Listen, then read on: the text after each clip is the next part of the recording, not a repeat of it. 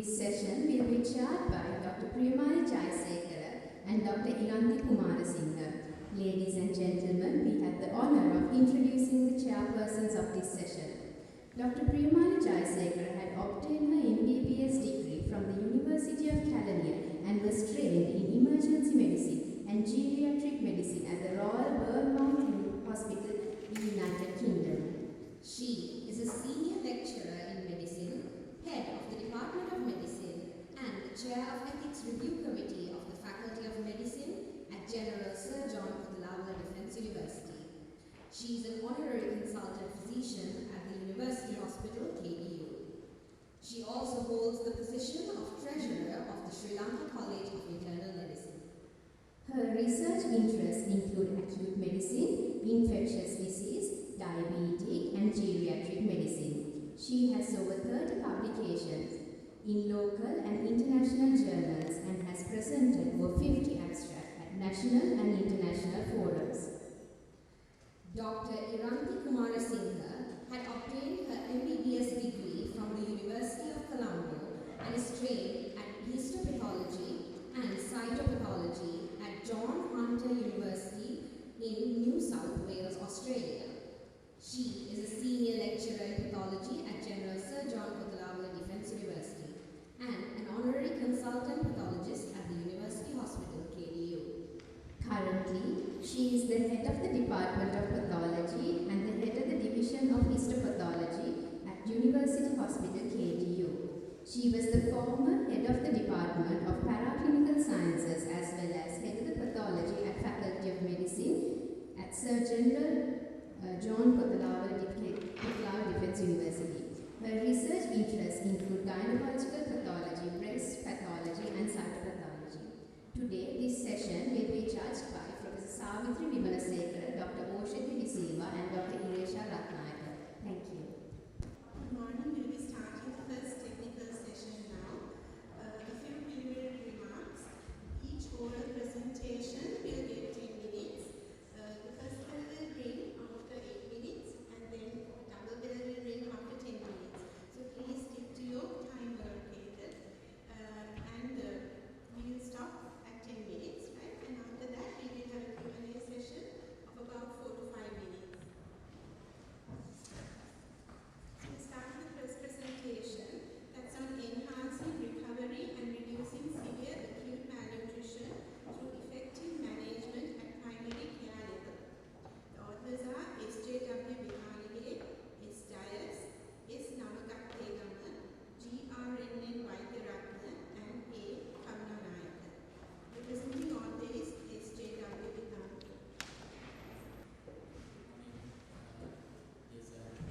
My dear colleagues, I'm going to present enhancing recovery and reducing malnutrition through effective management at primary care level. So, when we consider about malnutrition, it's a global problem.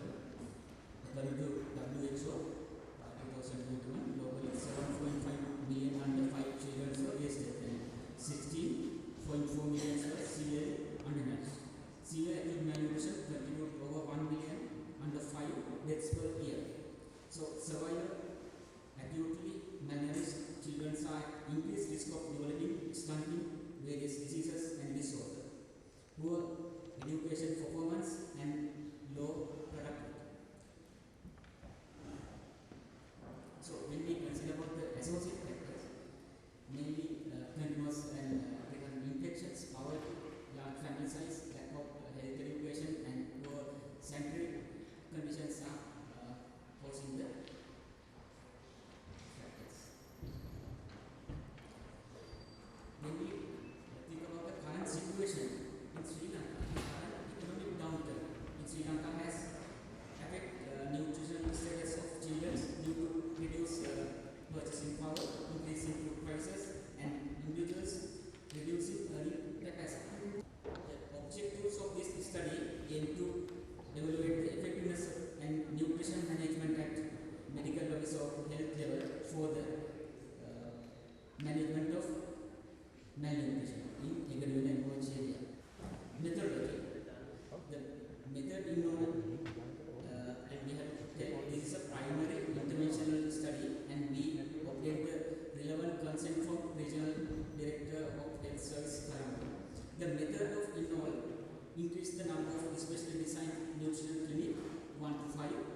and especially design nutrition counseling was given to staff and mothers, meticulous, special protein diet we planned and introduced, and we selected 44 severe acute malnourished children in our area. For this intervention, the participants weight and height were measured using child health development record, say GR, and we use as a assessment tool, and we measure it monthly and quarterly basis, irrespective of whether they had previously attended to hospital nutrition clinic or not. We highlighted nutritional counsel, differentiated good quality protein, especially eggs, fish and meat, were better than plant-based proteins, and challenged food taboos, myths and beliefs. And food demonstration and providing health diet for children. Mother supporting groups activities were carried out with the introducing low-cost health diet, and donations were we took from the YMCA Moratu, and children referred to hospital nutrition clinic 2, measured height, weight by public health midwives. CHDR used as a monitoring tool up to 6 months. So this is the way we did nutrition counseling, food demonstration.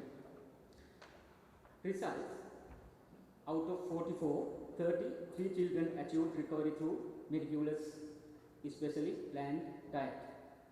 The age and the period of exam was not significant correlated. Among these children, 15, 34.1% received exclusive follow-up at the MOH clinic, while an additional 15 were monitored by both hospital and MOH clinic. 3, around 6.8 children who were managed in the private sector also fully recovered. 11 children showed no improvement and little improvement in weight at the end of the 6 months, and that's near 5% children did not regular clinic attendance. So this is the chart. It shows when we consider about those who clinic participation, not clinic participation, out of 11, 9 who was referred to hospital site, and 2 were including MOH. Results: so you can see around nutrition month 2022, 44, it was gradually reduced to 23 in 2023 January, and when it come 2020 April, it was 11. Discussion: community-based initiative through effectiveness in of this study highlights that value of proper dietary and health education, good quality protein to improve malnutrition. So when we consider about previous studies, there's no previous studies carried out in Sri Lanka for the management of acute malnutrition in the community level. But in few countries, India, Pakistan and Bangladesh, Zambia, and they done successful investigations and research, and they said that it was very successfully and it was low cost compared to therapeutic foods.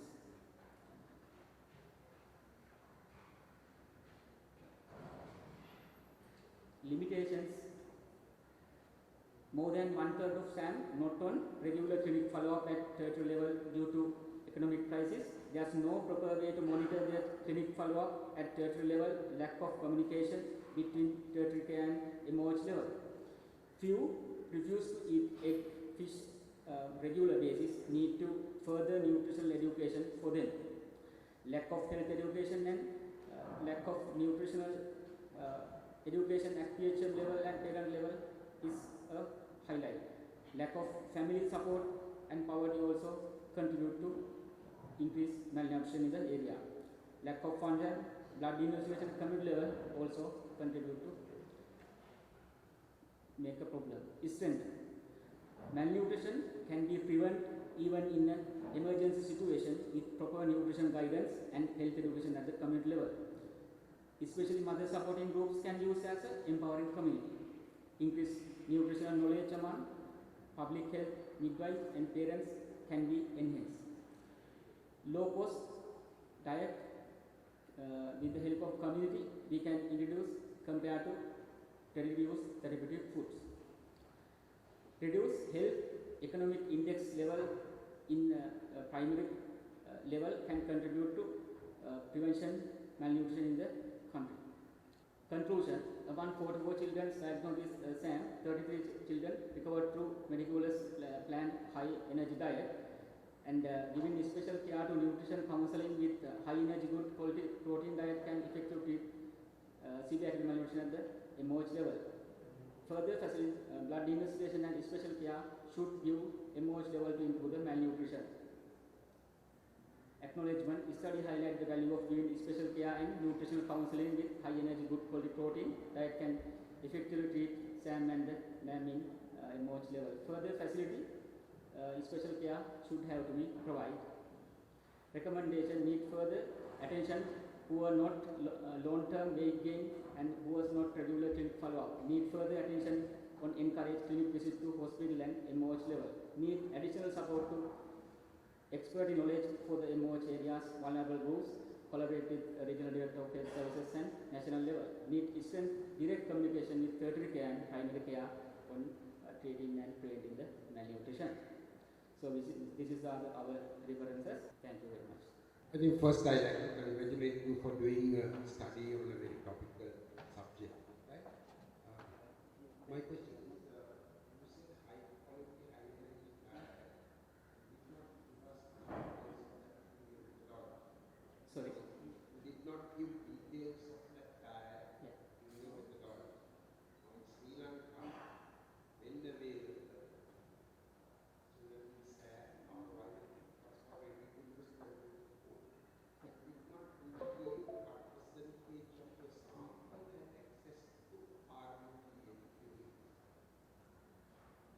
thank you very much for asking questions, sir. Actually, this is a primary intervention study. We select 44 severe acute malnourished children in our MOH area as a sample, and we given specially designed diet. It was I was going through previous community-based researches done in, especially in Bangladesh, recently 2021. They introduced egg-based diet. Yeah.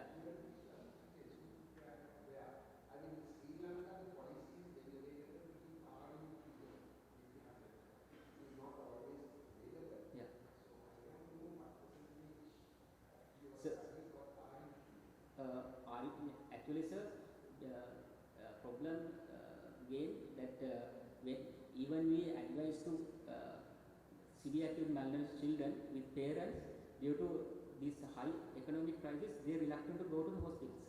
Normally, in the previous clinics, we normally used to send all children with severe acute malnutrition for the tertiary care hospitals, especially Kalgoila and Panapura or even in Larich. But we see that more than 1/3 are staying in the community. Even with due to economic crisis, they are staying in the community and they difficult to go there. So, without considering when they going to hospital or not, we introduce special high protein diet as a interventional study, sir. We get the details from previous studies from recently done in Bangladesh.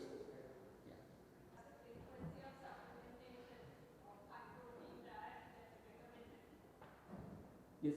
Yes, ma'am. Sorry. Thank you for asking for the question. Frequency of high protein diet. No, normally national guidelines says we have to give 3 main meals and addition to whatever the extra meals, that means snacks, we can give normally 2 or more. So in this intervention, we recommended 3 main meals and 2 snacks, all are egg bases or even the fish or chicken, because eggs is the most low cost protein source even we can use in the community.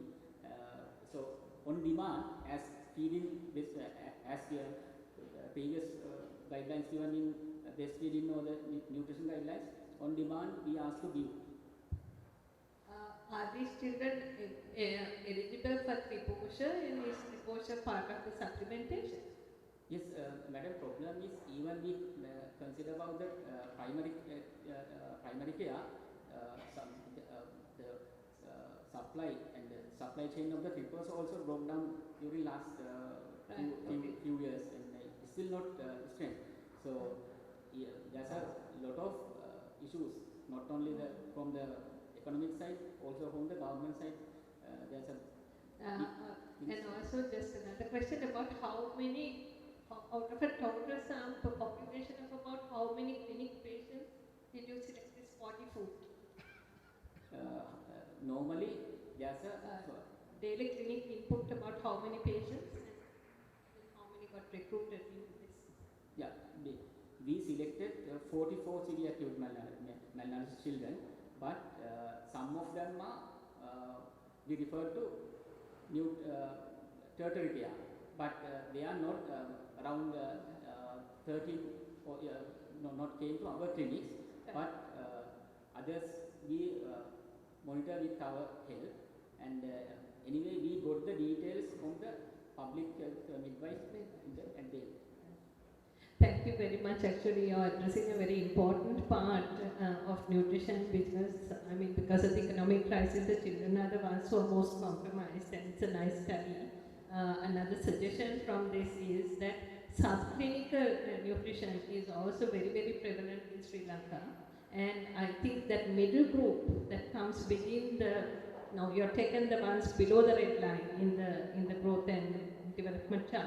Somewhere the amber color group should be also followed up as a future measure. Thank you so much. Thank you very much for your address. So next abstract is on retrospective study on quality monitoring procedure of blood component in newly established manufacturing facility at the Department of Transfusion Medicine, University Hospital, General Surgeon, Kotelawala Defense University. Authors are T.J. Withanage, W.S. Fernando, and L.L.S. Udarika. Presenter is P1 Withanage. Good morning. I'm going to introduce what is quality assurance in blood establishment. That is our introduction of the research. Quality, it is the maintenance of the standard of the product or a procedure which is fit for our purpose. There are three main aspects of the quality: quality assurance, quality control, and quality monitoring. Quality assurance is the establishment of standard procedures to meet the requirement throughout the process. Quality control is the inspection phase of the quality assurance, which verify that the quality is maintained. And the quality monitoring is the recording and documenting and reviewing of the quality control data to maintain the consistent favorable outcome of a procedure or a product. If I introduce the vein-to-vein procedure relevant to the transfusion, you know it starts from one vein from the donor and it ends another vein as a recipient. So the donor selection and bleeding is the uttermost important point here in a blood establishment, where the donor selection, voluntary, regular donor pool which are non-remunerated. We have achieved in Sri Lanka National Blood Transfusion Service, including our studies that according to our guideline, according to the WHO criteria, and relevant to the bleeding, it should be non-traumatic, aseptic procedure and collected within the time needing the proper mixing to have the quality of the blood components. Then the second important major point is the testing, where we do have to test donor and patient samples. So both should be up to the quality standards, and testing procedures should be according to the standard operating procedures, and it should document, and we have to review the data periodically. And the component processing is our manufacturing plant main activity. So where we have to adhere to the standard operating procedures, and it should be fulfill the good manufacturing practices as a manufacturing facility, and we must maintain the cold chain where proper storage, maintaining the temperature conditions and storage conditions are important. And now the end of the way know the procedure is the transfusion, where clinicians must adhere to the good bedside transfusion practices, and quality of the blood component is also very important to have an effective therapeutic. So the quality monitoring should be practiced throughout all this process. So factors affecting to the this good vein-to-vein workflow is, we know these 6 M's.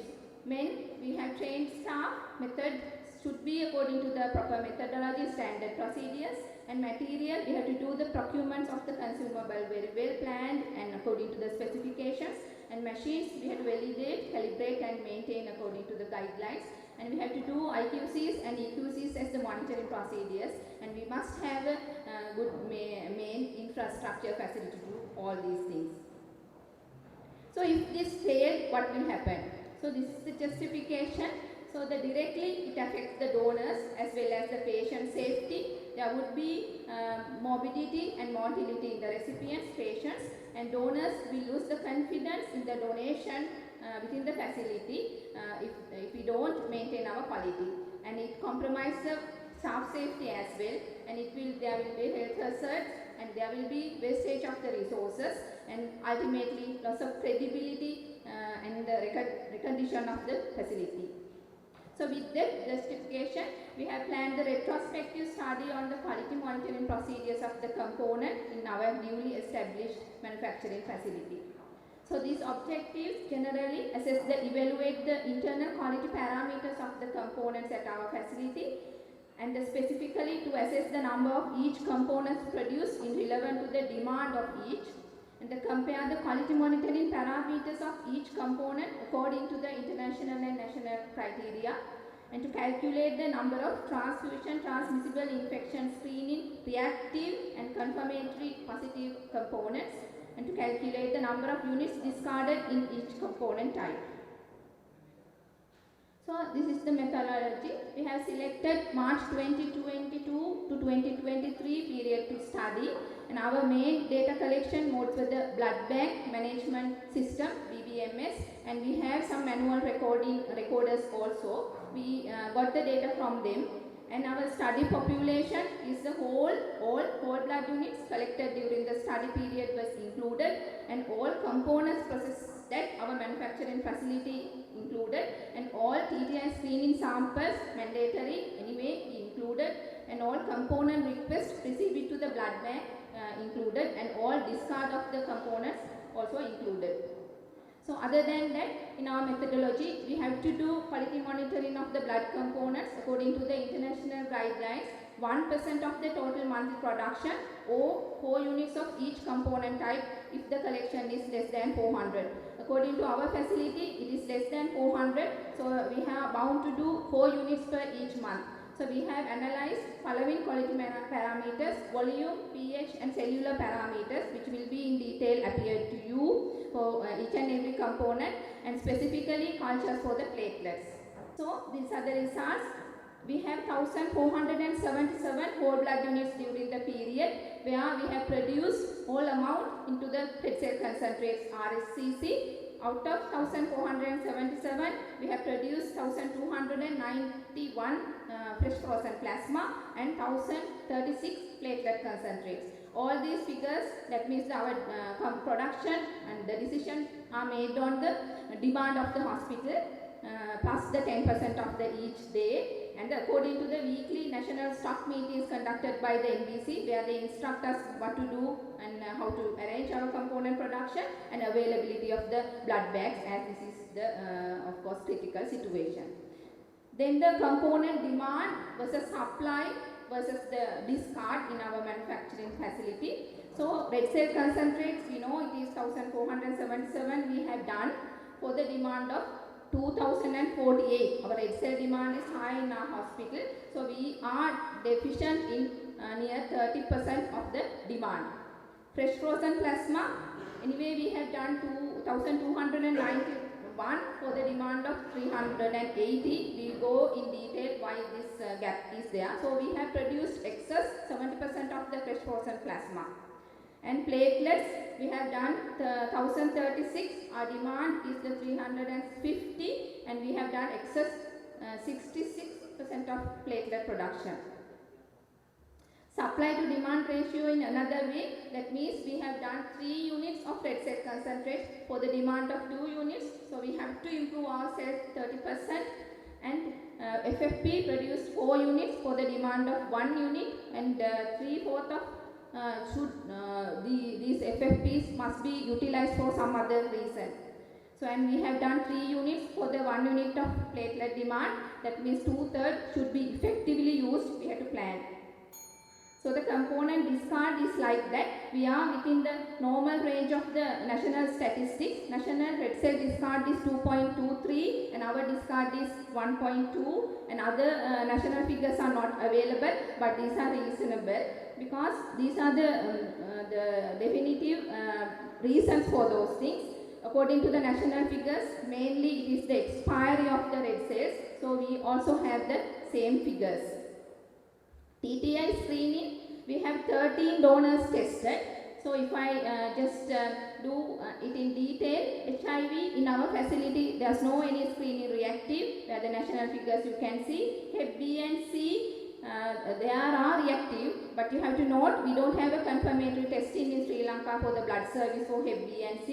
Syphilis, we do VDRL screening, and 0.135% confirmed positive. We didn't have any malaria during the year.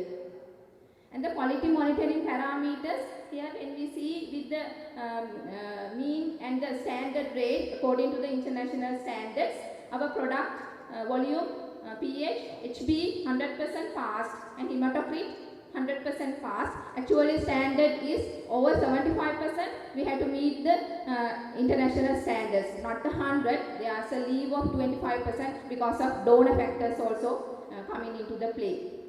According to the platelets, this is the in detail slide where we have passed pH, volume and the platelet count near above 90% and near 100, and our WBC contamination in WBC reduced product also good. So our conclusions is our quality assurance with this study is up to the standards, and national parameters we have met there, and there's a discrepancy of the production to demand we have identified and should be addressed. FFP platelets are more and the TTIV is 100% traced. So our recommendation is we have to find out novel methods how to use this excess FFP, and we must have patient blood management studies in our institution to reduce the red cell demand in comparative to other institutions in the Colombo area. And the variety of patients should be more available for the clinical use of platelets, as we have to produce platelets when we produce red cells according to our demand. Thank you. Yes, sir. So we have a program everywhere in the country. FFP is excess because we are using at least double bags, triple and quadruple. So we have a fractionation. We have to send it to India. So NBC collects all the excess FFP from the countrywide, from all the clusters. So we also included, and anyway it is gone to the NBC and they are sending out of the country. Fractionation, producing factors. We don't have facility in Sri Lanka. Very nice study and a good audit.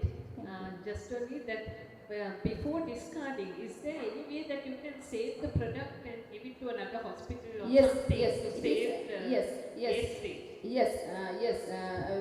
We have a facility because night ambulance comes and collecting. These products are discarded not after that also. That means there are some rare units we keep for the patients anyway, it expired. These discarding figures are not after that rotation happens. So we circulate among the facility. Yes, so there's an agreement with the National Blood Transfusion Service and one Indian, there's I think private, I don't know exactly. So they are getting our these products. And from there onwards, actually I don't have any clear idea whether for those products we get factors or whether government gets money. I don't know, but there's some agreement we do send to them. Sorry, a good presentation. Is it excess consumption is unique to the KDU, UHKDU, or is that the... Good clinical point. Actually, when we compare, we have a national statistics system. The Colombo cluster, now our red cells is the higher demand. Actually, UHKDU is, I can say, higher than to the number of patients. our red cell demand, red cell use. So we have to address that's why patient blood management and some reduction procedures and alternatives. We have to have some discussion among the clinicians. We have just started, but nothing. So that's very good. I think what you need to probably do is, if possible, right, okay, send individual feedback to the unit as to how they consume the red cells. Yes. Right, okay, then they can reflect on that. The one unit you can see different teams operating. So there are some good things some are doing, so we can learn from each other. Yeah, I have the statistics I'll circulate among the per consultant or per even unit. Thank you very much. We'll move on to the third presentation. It's on evaluating the efficacy of school sexual and reproductive health education in preventing teenage pregnancies, a case study of a selected health area during the COVID-19 pandemic in 2021. The authors are S.J.W. Withanage, C.B. Ranaweera, RADDA Kumara, KPT Dharmasena, WGMMSD Chandrasiri, P. Aravindan, S. Dias, HWN Sewwandi, WDSLA Karunanayake. The presenting author is S.J.W. Withanage. Thank you very much, madam. And teenage pregnancy is a global health problem, even in our country too. In our MOH, it's a big issue because it's a previous and more than 10 years, it's a big issue in our MOH area. That's why we address it. Our topic is evaluating the efficacy of school sexual and reproductive health education in preventing teenage pregnancy. The teenage pregnancy defined as pregnancy of someone below 20 years. And teenage pregnancy is high risk of maternal fetal health consequences. The low middle income countries, complications from pregnancies and childbirth are leading cause of death among girls aged 15 to 19 years. The objective of study evaluate the effectiveness of sexual and reproductive health education in reducing teenage pregnancy in Ecuadorian and MOH area with highest teenage pregnancy rate in Colombo RDS during COVID period. Ethical approval. The ethical approval was obtained from Ethical Review Committee KDU and RDHS Colombo. Methodology. The methodology employed in this study involves implementation of sexual reproductive health programs in 12 high-risk schools. The target population consists of students in grade 10 and above. So this is the selected school. We categorize as A, B, C, D as due to ethical considerations. And methodology, we contribute MOH, public health, nursing sisters and SPHMs for groups, and we took expert knowledge from the community physicians, consultants, professors from KDU and Minister Ruhuna. Approximately we cover 1,300 students, approximately cover all 12 schools, around 87. And we developed a special program for the school level and the divisional level. So for the students, for the teachers, for the parents, especially designed health education and sexual reproductive programs we carried out. And divisional level, for the parents and students also we highlight reproductive and health programs.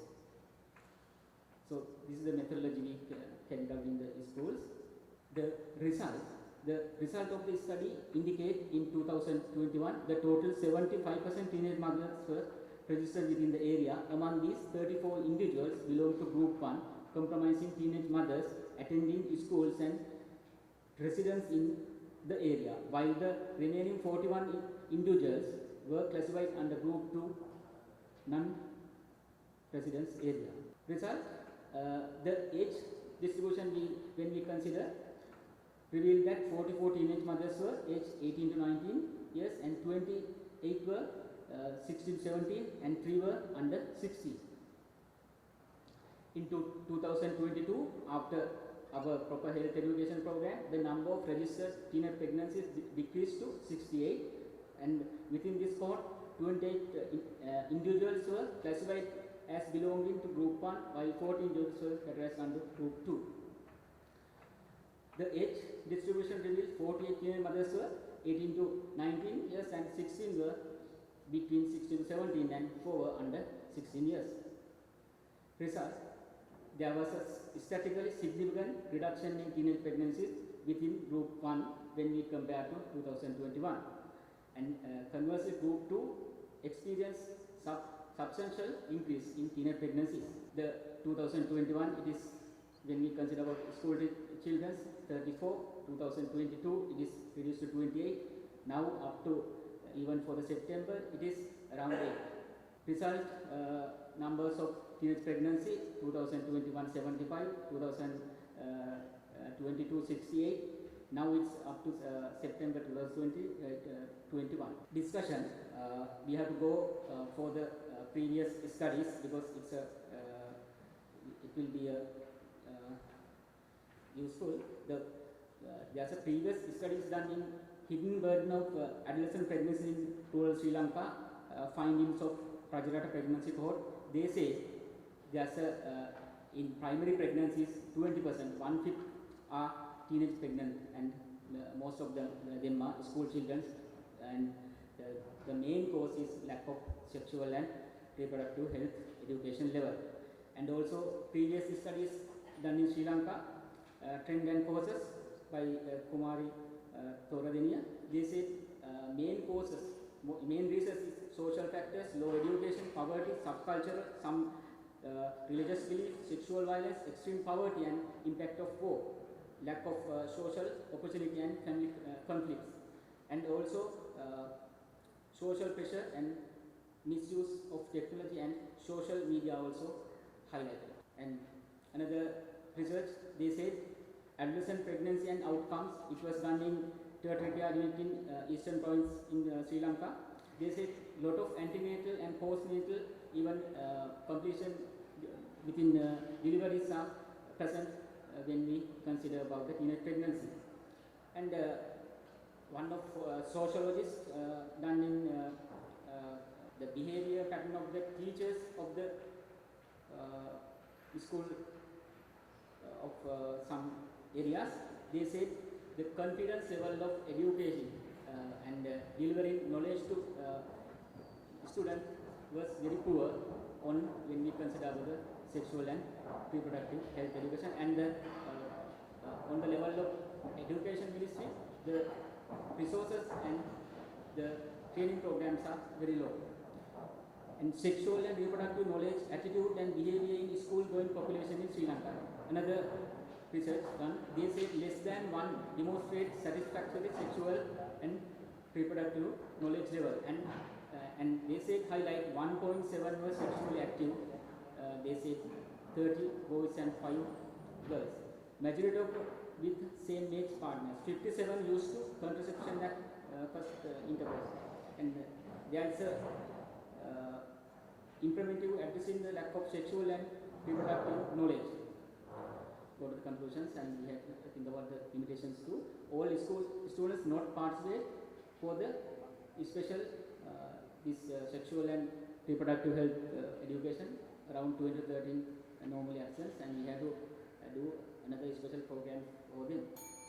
Teach not interesting education in sexual and reproductive health programs. Subculture by parents and mothers, early marriage, pregnancy, low education and the poverty among the community.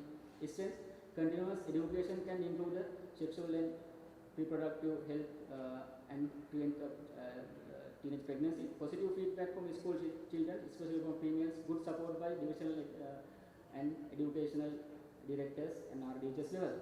Conclusion: study highlight value of inclusive sex education program in reducing teenage pregnancies.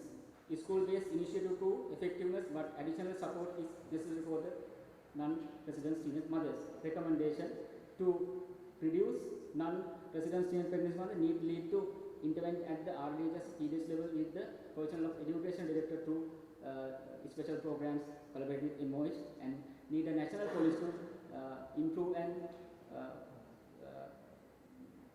improve the sexual reproductive health education for the prevention in pregnancy through Ministry of Health and Education. Thank you for doing that presentation. My question is, now you compare this 2019, 20 and 21 and during the COVID period. So COVID period, the normal situation is not there. So did you compare it before COVID and the sexual pregnancy or the teenage pregnancies in that area? Thank you very much, sir, asking that question. So normally in our Acute and MOH, even in the Moratu area, the highest concentration, even it's a subcultural behavior, sir. Maybe it will be going for 100 years, sir. Normally prevalence is around 75 to sometimes 68.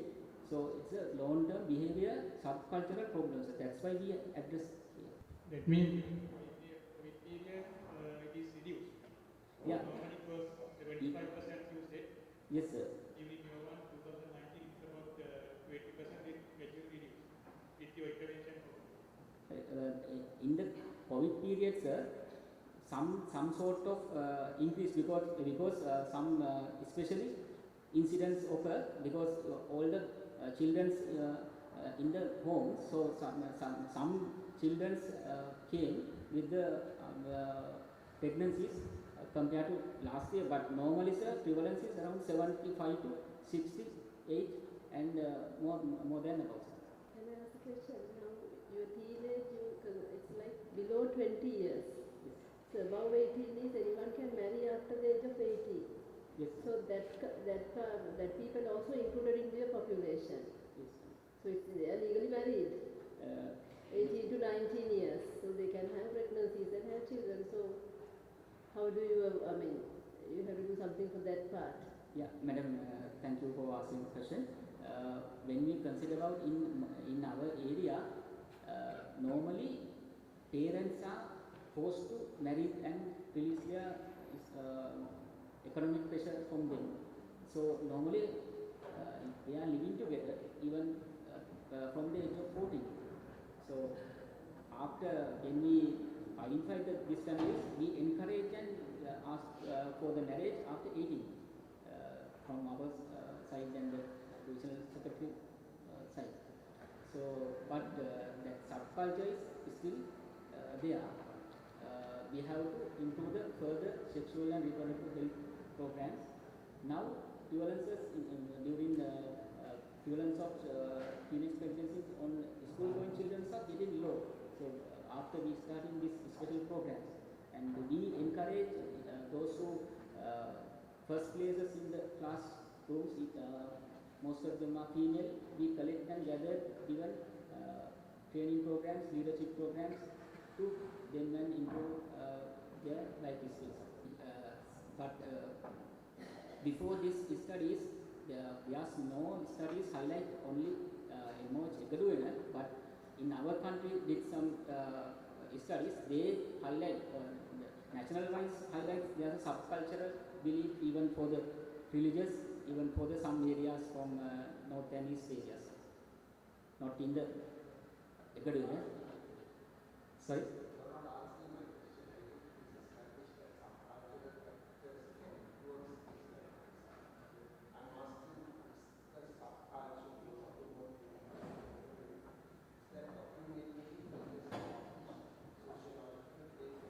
No, sir. No. Previously, no, sir. This is the first time.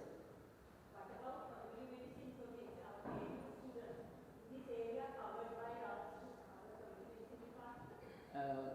Thank you for asking the question, madam. But normally, Colombo University has collaborated with us, but unfortunately, I think still not.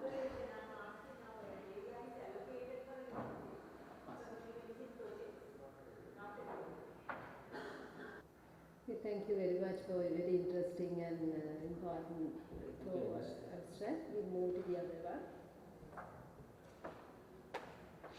So it is a 5-year assessment of medicines expenditure in the state sector to inform a reform strategy for the economic crisis. Authors are A.D.A. Gunasekara, M.E. Balasuriya, M.M.P. Madhumadhavi, L.C. Waidyarathna, H.N.K.W. Vikramanayake and D.M.R. Fernandes. Presenter is A.D.M. Gunasekara. Over to you. Good morning, ladies and gentlemen. I would like to present our study, a 5-year assessment of medicines expenditure in the state sector to inform a reform strategy for the economic crisis. This is the outline of my presentation. So Sri Lanka, being a lower middle income country, faces challenges in allocating resources, especially for healthcare, and optimal use of limited resources is essential. And analysis of medicine utilization as well as expenditure is needed to inform planning resource allocation for pharmaceuticals in the state sector. And one method that can be used is the ABC categorization. This method is used to identify most commonly used or most costly medicines. And especially if you look at group A, this includes large volume or high unit cost items which results in the highest cost. This is around 10 to 20% of the total medicines, but accounts to around 70 to 80% of the total cost. When we look at group B, this is the moderate number of items with moderate cost, around 20 to 30% of the medicines, and results in around 15 to 20% of the value. In terms of group C, it includes majority of the inventory items, and which is around 51 to 70%, but accounts to around 5 to 10% of the total value of all the medicines. So therefore, group A, which accounts to the larger percentage of the value, includes medicines that can be assessed further for any intervention to reduce costs. Furthermore, the Pareto principle is also used to prioritize this and sort inventory that require accurate and optimal control. So therefore, these methods could provide information to design appropriate interventions and strategies for resource allocation, especially while facing budget constraints in Sri Lanka to maintain the efficiency of the healthcare system. So the general objective of our study was to perform an ABC analysis of medicines used in the state sector healthcare system from 2017 to 2022, and also the specific objectives were to identify medicines in group A, which accounts to around 70% of the total annual medicines expenditure, classify these medicines in group A according to criticality, and also to inform a reform strategy by identifying medicines that require managerial intervention. Moving on to the methodology, the data on annual medicines consumption of all the medicines used in the state sector healthcare institutions, as well as annual expenditure of each of these medicines for the period of 2017 to 2022 were extracted from the Medical Supplies Division database, and the percentage of total cost represented by each of the medicines and the cumulative percentage of the total value was estimated. And based on this cumulative percentage value, the medicines were categorized into group A, B, and C according to 70%, 20%, and 10% of the cumulative percentage cost, respectively. The criticality of the medicines in group A was further assessed by categorizing them as vital, essential, and non-essential or desirable medicines based on the Venn classification of the MSD formulary. Apart from that, we also assess the medicine consumption pattern of selected medicines by estimating the defined daily dose per 1,000 inhabitants per day according to the Anatomical Therapeutic Chemical Classification Index.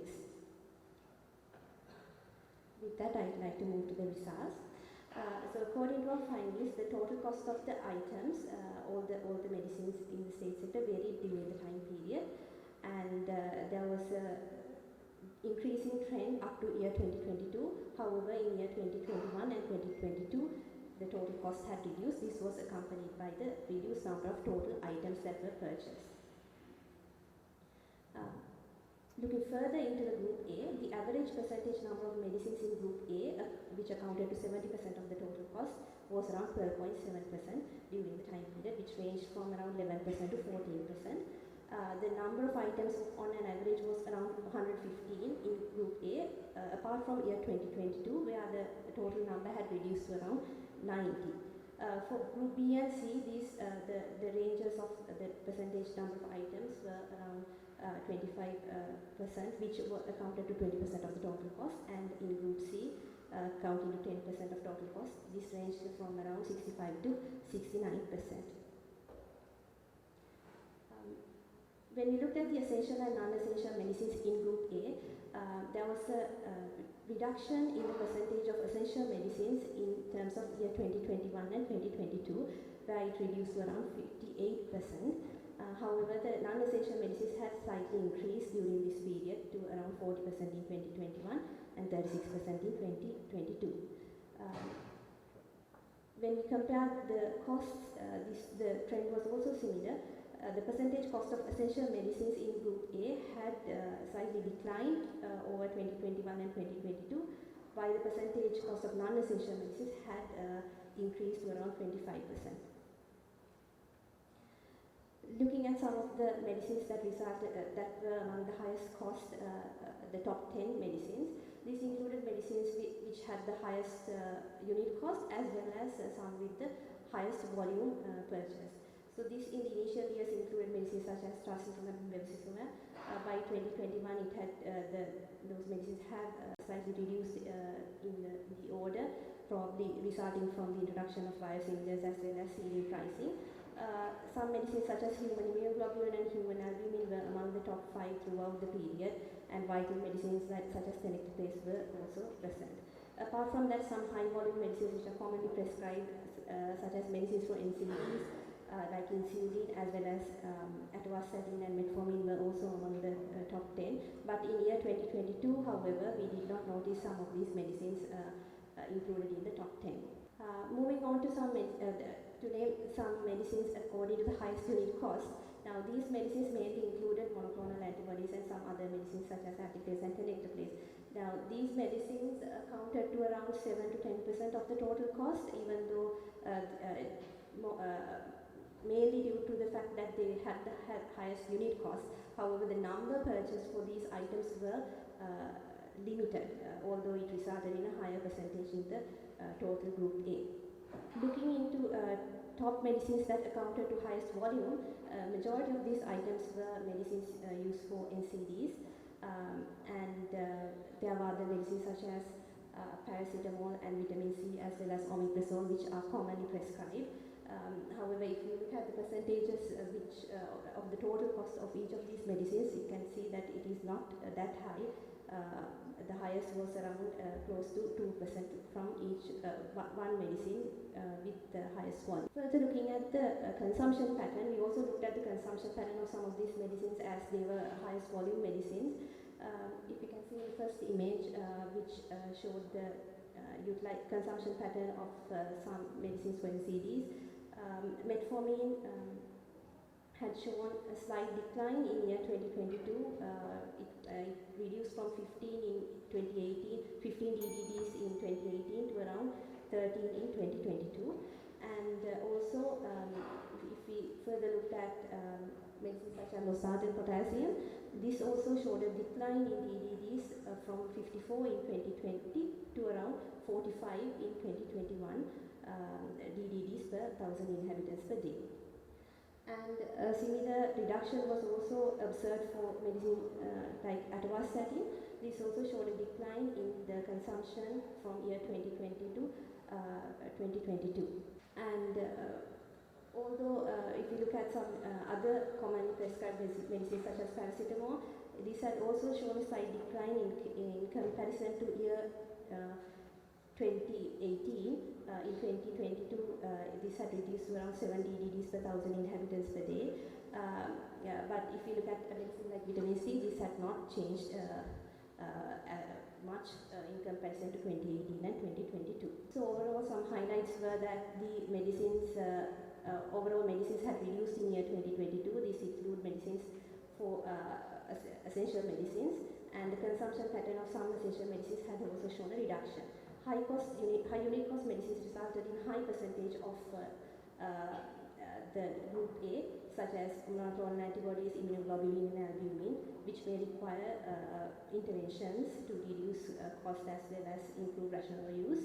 And also some consumption patterns reveal that it is important to monitor the prescribing trends. So overall, in macroeconomic factors, past pharmaceutical spending and government budget constraints commonly influence pharmaceutical budgeting.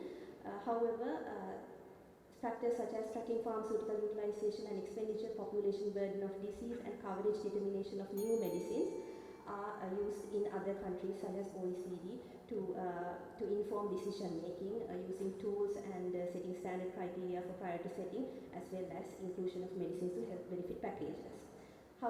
Limitation of our study was that we didn't have robust data on the indications of use of these medicines that have been utilized in state sector, so we couldn't determine the underuse and overuse.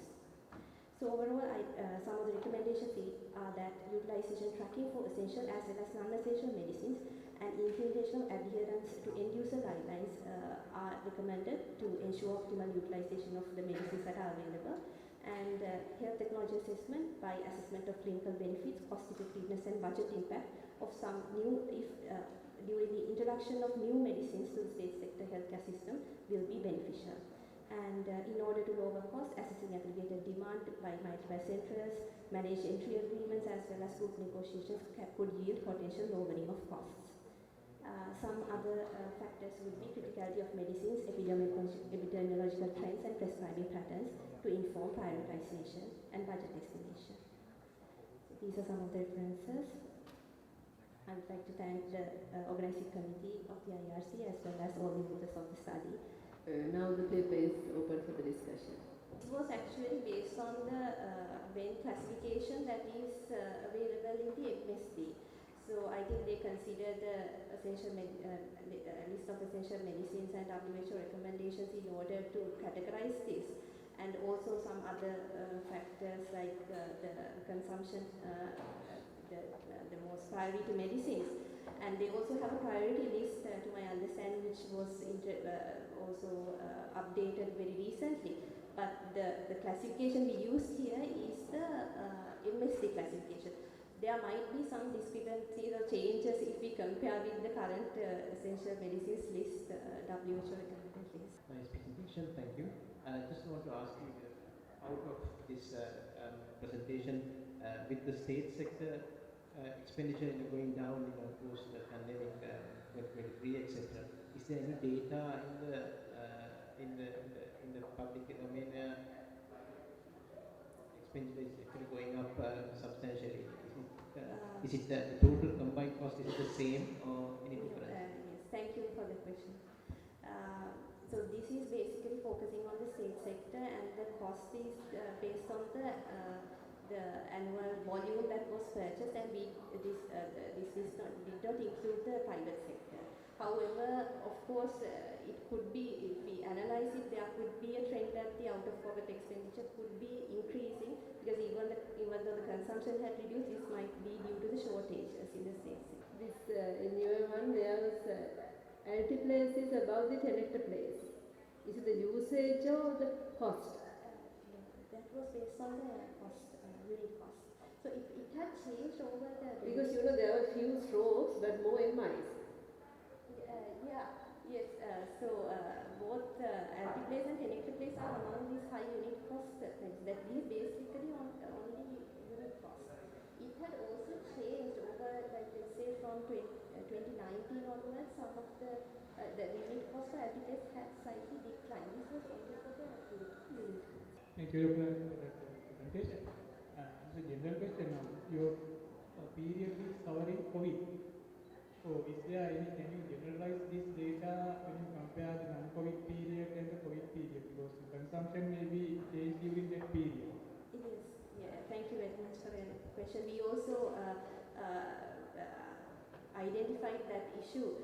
That's why we compared with 2018, because 2018, of course, would probably represent the consumption and the demand as well as the need in the population.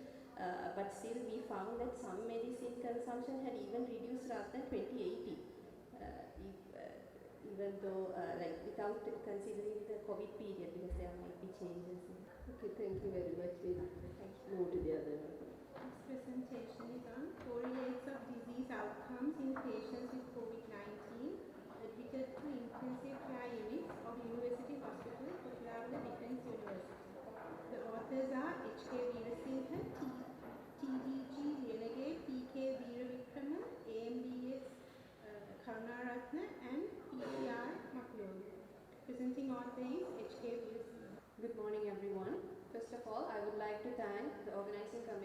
KDU IRC for providing us the chance for presenting our research findings in the 16th International Research Conference organized by General Sir John Kotelawala. The research topic is correlates of disease outcomes in COVID-19 patients admitted to intensive care units of University Hospital KDU. Let me give a brief introduction first of all. The reason why we chose COVID is because it was a global pandemic during the past few years that we all faced. So COVID-19 was caused by SARS-CoV-2, which affected many millions of people all over the world with high mortality and morbidity. The majority of the patients that were infected were at the moderate to severe stage of the disease, requiring immediate intensive care facilities. So therefore, there was a need in predicting the progress and also the outcomes of the disease in order to utilize the limited clinical resources efficiently. Moving into the pathogenesis, what basically happens when the virus enters the body. So there will be a viral rapid replication happening inside the cells, which causes the destruction of the host cells. That triggers an inflammatory response, basically innate and adaptive immune responses. But due to the delayed viral clearance, there's this cytokine storm is generated. So through the cytokine storm, there is a rise of inflammatory markers and also a decline in the immune cells. That will lead into hyperinflammatory state and also immunosuppression. The basic way to find out the hyperinflammatory state is to measure inflammatory markers. So the most specific inflammatory marker that could be used is interleukins. But according to Sri Lanka's laboratory facilities, interleukins is an expensive test and also it is in low availability in low resource hospital settings. Therefore, there is an urgent need to identify other potential inflammatory markers to measure the hyperinflammatory state. So the level of inflammation was measured using serum ferritin, CRP and LDH, whereas the presence of secondary infections was determined by using procalcitonin, leukocyte count and NL ratio. Moving into the justification, we did not come across any studies related to patient outcomes in those patients affected with SARS-CoV-2 published in Sri Lanka yet. Therefore, our study was aimed to identify the factors associated with poor patient outcomes among the COVID-19 patients. First objective is to study the association between demographic characteristics, comorbid status, duration of ICU stay, and peak levels of sepsis and inflammatory markers with the patient outcomes. And our second objective is to determine the value of sepsis and inflammatory markers in predicting patient outcomes. Moving into the methodology. The study design was a retrospective cohort study. The study setting is the COVID ICUs of UHKDU. The study population is patients with confirmed diagnosis for COVID infection, those who were admitted between June to December 2021. The sampling was done as convenience sampling. According to the inclusion and exclusion criteria, the sampling was done. So the inclusion criteria included patients who were greater than 18 years of age and with confirmed COVID-19 diagnosis. We excluded patients who didn't have confirmed COVID-19 diagnosis, those who were with missing or incomplete data, those who had malignancy, and also the patients who were transferred to other hospitals. So a total of 314 patients were in the 3 COVID ICUs, and we excluded about 94 according to the exclusion and inclusion criteria, and a total of 219 patients were included into the study. The data collection, before the data collection, we got the approvals from the ERC of KDU and the executive director of UHKDU. Then 219 patients BHDs were traced from the record room. The variables that we studied are the demographics, basically the age and the sex, the comorbidities, the duration of ICU stay, inflammatory markers, CRP, LDH, serum ferritin, and the sepsis markers, procalcitonin, leukocyte count, neutrophil count, and NL ratio. And lastly, the patient outcomes, deceased or discharged. The data analysis was done using SPSS version 25, and for all variables we did descriptive statistics, and to compare the variables we used Mann-Whitney U-test and the chi-square test.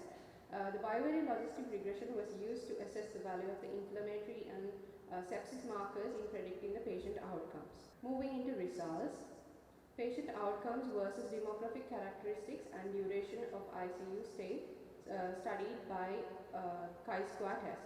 So we observed over here in the table, it's highlighted, age more than 60 years and duration more than 1 week showed a association with having poor outcomes.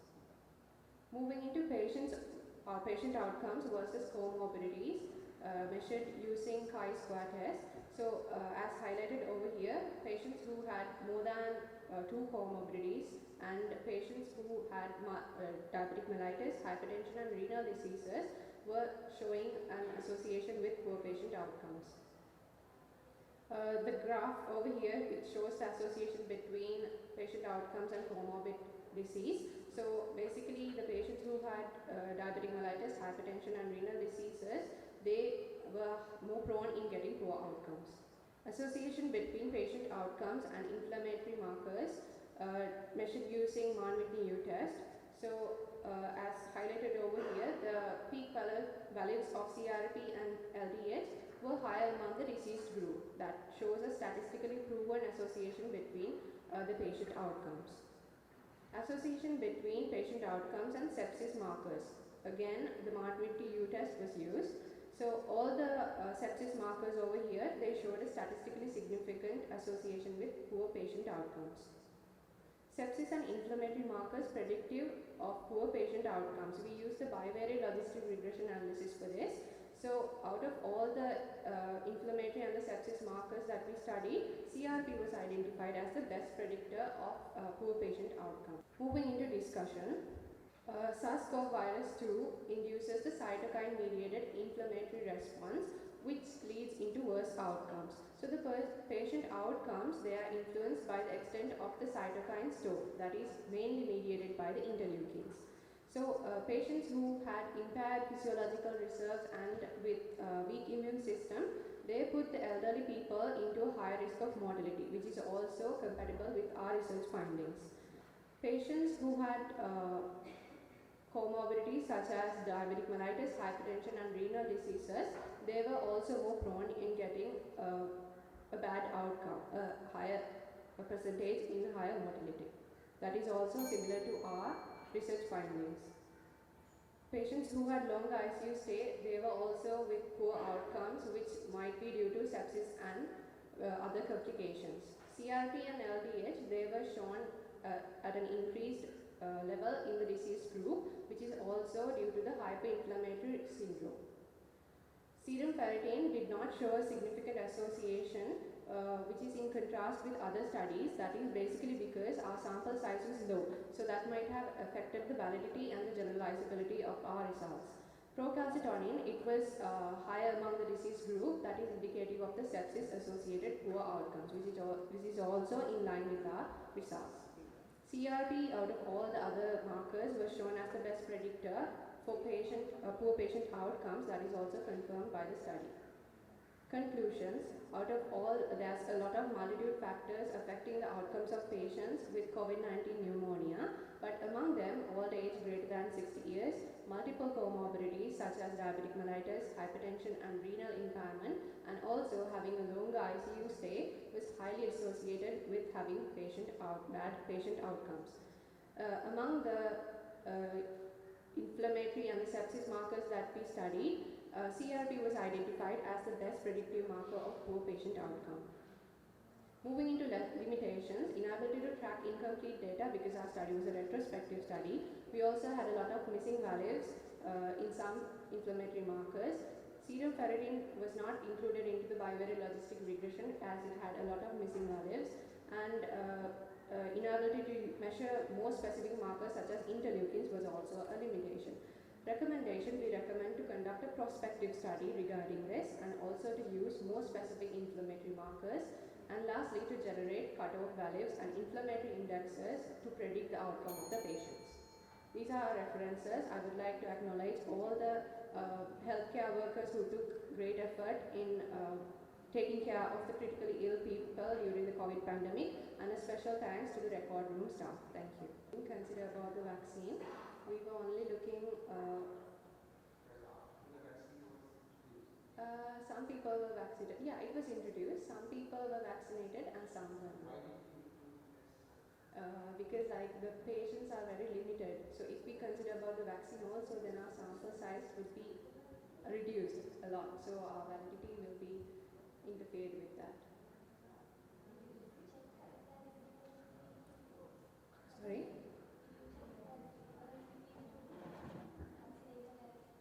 No.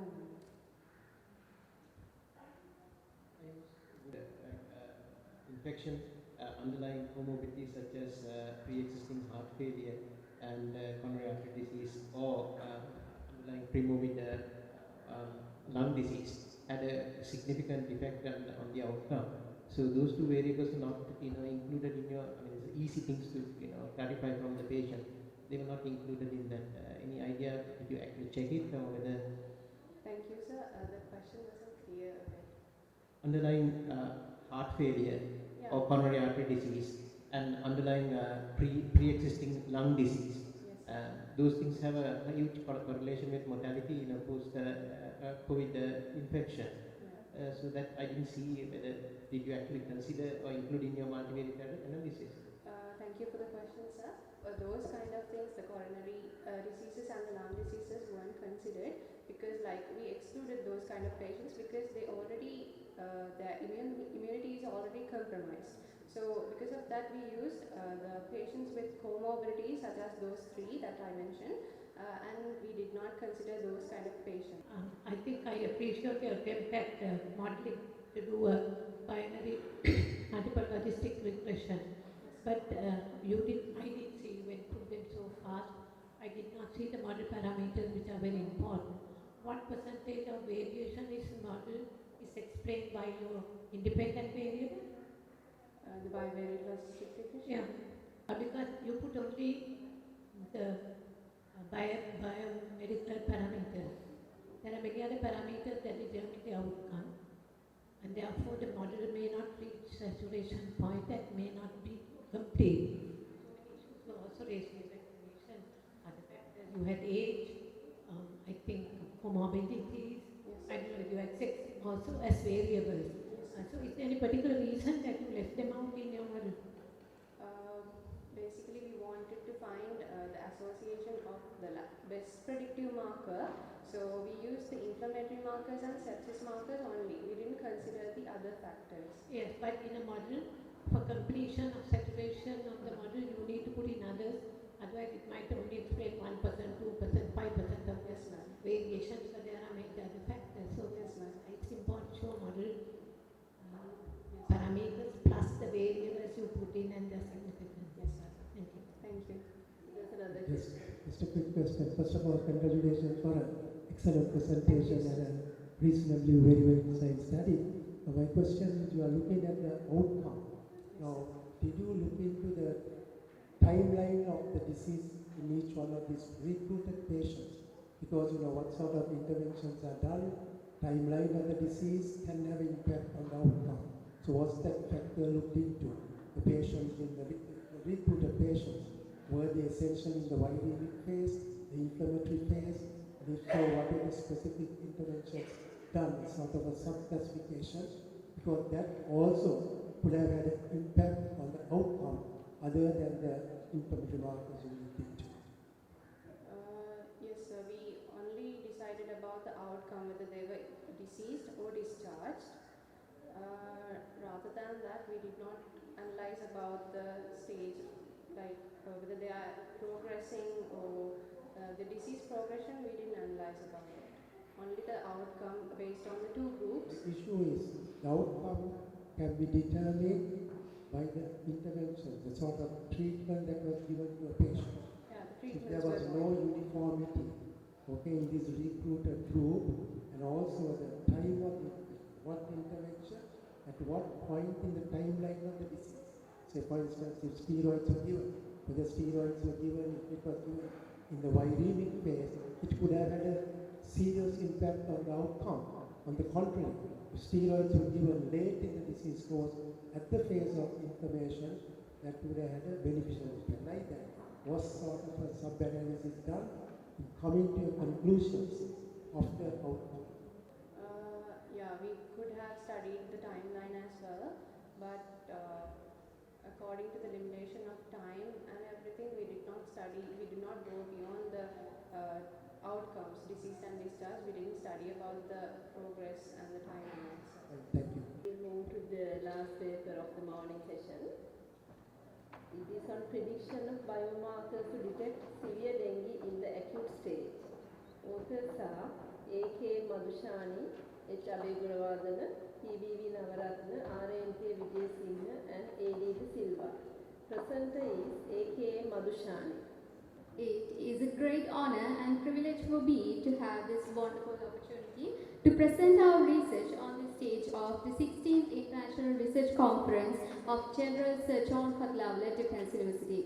My stories begin with the most rapidly spreading mosquito-borne viral disease that is denominated as dengue. The World Health Organization warns dengue risk as the global warming drives cases towards historic highs.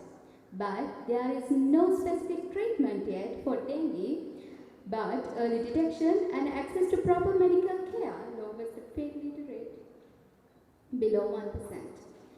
Therefore, in our research, we mainly focus on to diagnose patients who have the potential to develop the symptoms into severe dengue. It's really close about to morning, therefore I would like to. Very good afternoon. A very good afternoon, ladies and gentlemen. I'm Maheshka. Today, I'm presenting our research journey for the prediction of biomarkers to detect the severe dengue in the acute stage. This presentation has been oriented through the introduction, literature review, methodology, results, future work, references, and finally, initially, let's move on to the global and local epidemiology of dengue. According to the latest records of WHO, the incidence of dengue has grown dramatically around the world in recent decades from 505,430 cases in 2000 to 5.2 million in 2019. The disease is now endemic in more than 100 countries around the world, especially in tropical and subtropical regions are the most seriously affected, with Asia representing around 70% of the global disease burden. As you can see on the map, today globally 100 to 400 million estimated infections are occurring each year and 3 to 6 billion people develop life-threatening severe dengue, resulting in around 40,000 deaths. When moving on to the local situation, Sri Lanka, being a tropical country in the Asian continent, has an island-wide distributed history of dengue for around 50 years. The first epidemic was reported during 1965 to 1968, and thereafter, according to the graph, several endemic and epidemic outbreaks have been announced yearly to date. As you can see here, dengue hemorrhagic cases have been reported since 1991, and it has become a serious public health concern in Sri Lanka since the 21st century. From the year 2000, back-to-back epidemics have been reported annually. And 2017 dengue outbreak is considered as the largest reported dengue epidemic during the last 3 decades, with 186,101 dengue cases, including 250 deaths. Let's move on to the brief introduction about dengue. The dengue virus is a small enveloped virus with a single-stranded RNA that is transmitted to humans through the bite of infected female Aedes mosquito vectors. In here also, dengue has a broad spectrum of clinical manifestation and a broad spectrum of symptoms consisting this systematic and dynamic disease, including both severe and non-severe clinical manifestations. According to this diagram, dengue cases can be divided into 2 sections, asymptomatic and symptomatic. Symptomatic cases can be divided into 4, undifferentiated fever, dengue fever, DF. DHF means dengue hemorrhagic fever, and last one is expanded dengue syndrome or isolated organ. Here, DHF cases can be divided into 2, without shock and with shock. According to this diagram, after the mosquito bite, the intrinsic incubation period of the dengue is started and will be enduring about 4 to 10 days. After that incubation period, symptoms are onset and the dengue virus has started to grow, and it will be enduring about 4 4 to 10 days, and after the incubation period, this disease develops in 3 phases: febrile, critical, and recovery phase. And however, majority of the DF cases recover without requiring significant intervention within 4 to 7 days, and dengue fever and dengue hemorrhagic fever patients in febrile phase shows a very similar clinical manifestation, clinical picture during the acute febrile. And then at the end of the febrile phase, dengue patients,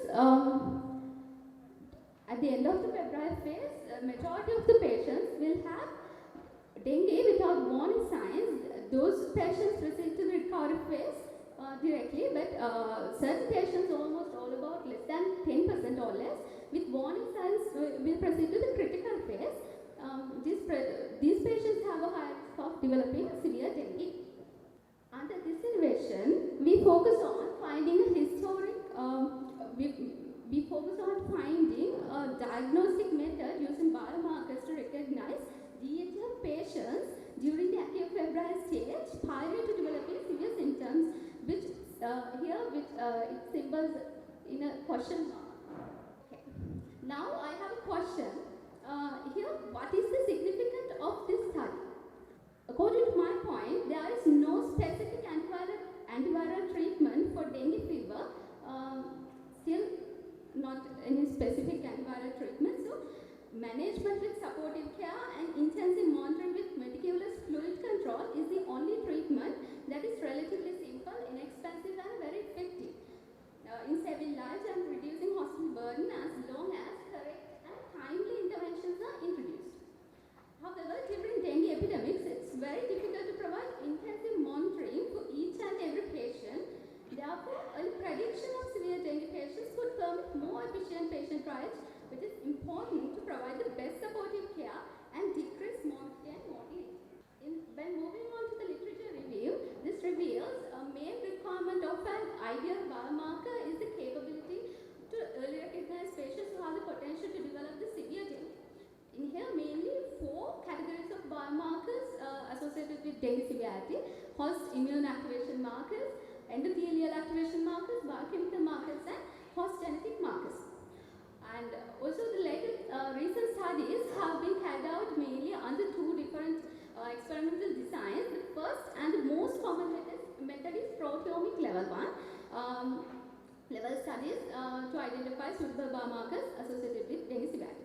And the least common method is the transcriptomic level studies, and under this relative quantification of mRNA expression in RT-qPCR is normal to be obtained insight about the most suitable biomarkers which allow us to differentiate mild dengue cases from the severe dengue.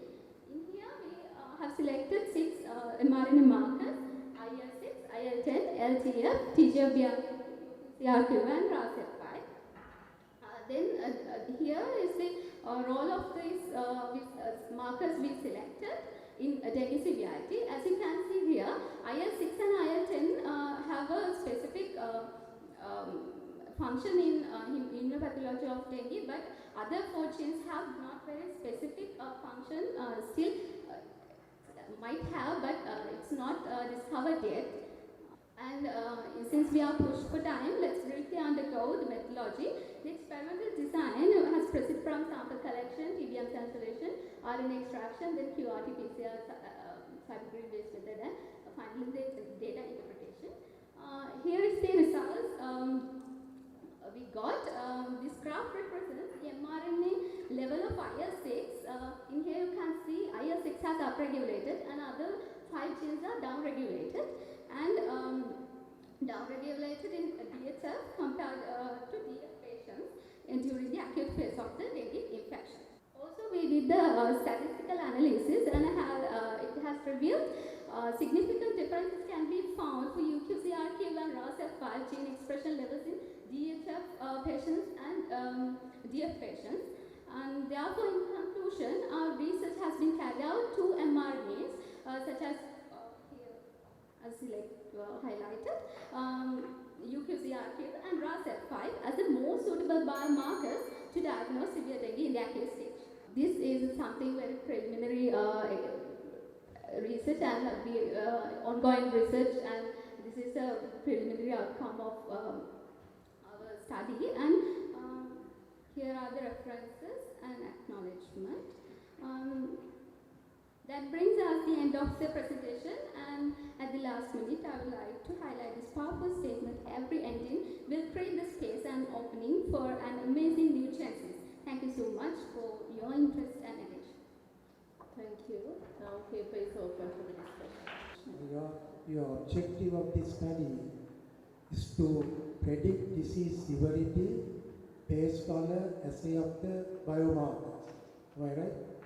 So if that is the case, you should be able to predict disease outcome in the first 3 days of the illness.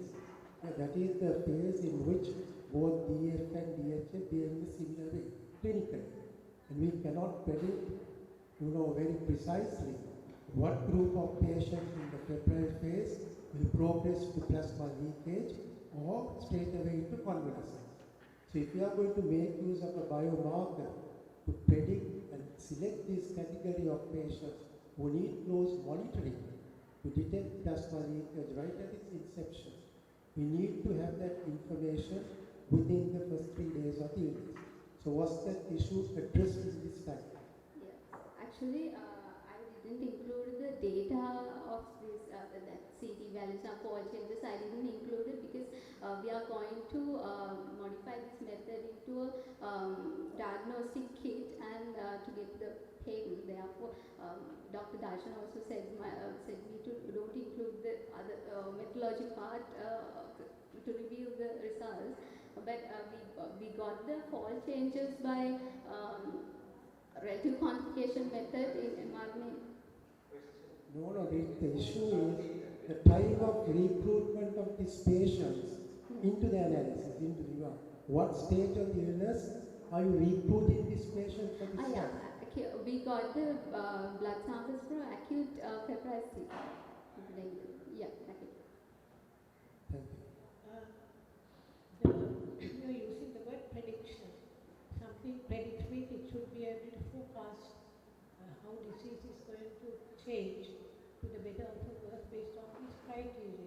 But actually what you produced was the outcomes of this disease process. So you put in this. So I actually admire all the work, it's in detail, and I'm sure it's only a little bit of it that you are presenting. But the predictive equation should either through regression or multiple regression should be able to predict for every change of these values how the outcome changes, at what level it would really predict hemorrhage and whatever. So I think that is very important. That is what I would expect from prediction. But what you are predicting is the changes of biomarkers in cases of disease. So that's actually, I would think, is an outcome rather than something that is able to predict the disease. But from first stages, if you correctly I suppose Cellhaver said the same thing in a different context and a way. So I'm sure you have the data and you will be presenting all these later. So we have come to the end of very successful first technical session of the day. Now it's a symposium. Thank you very much all the speakers and the researchers who presented the abstract today. Actually we have very diverse topics today. Thank you very much for that, and I would like to thank judges for attending this and helping us with judging, and all the attendees, academics, senior professors and professors, and all the students who participate in this. Thank you very much. And we will wind up the morning session. Have a very good afternoon. Ladies and gentlemen, we have come to the end of the first technical session, which was very informative.